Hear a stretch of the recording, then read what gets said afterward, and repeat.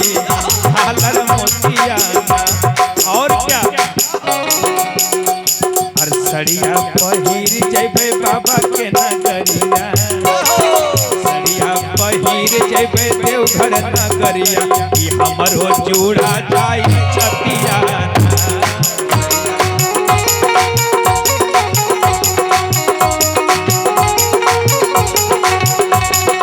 पहिर जैबे भोला के नगरिया हमरो जुड़ा जाई छतिया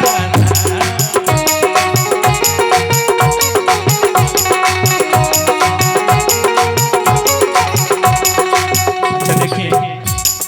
कि 100 रुपया के प्रेम में छावर आइल बा पारस कुमार जी की तरफ से।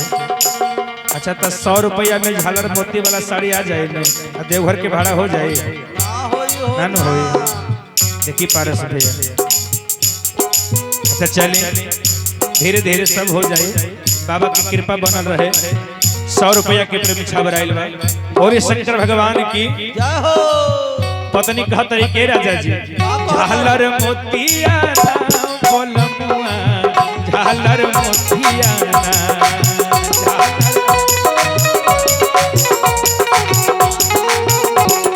जैबे बाबा के नगरिया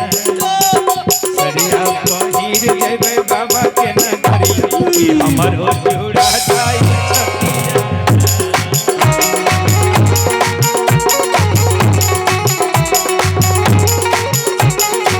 सड़िया नहीं तो कलम कला छतिया झालर मोतिया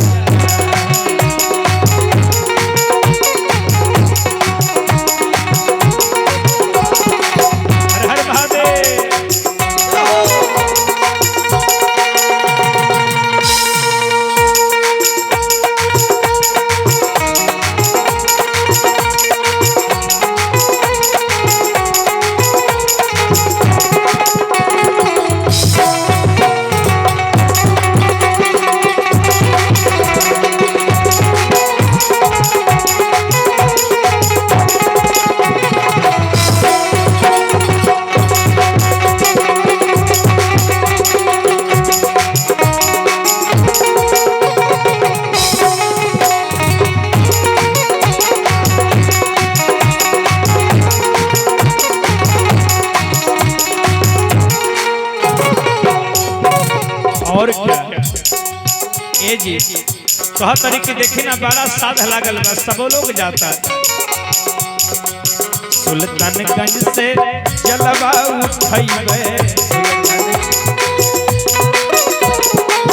सुल्तानगंज से हाँ सुल्तानगंज से हाँ सुल्तानगंज से हाँ जलवा उठैबे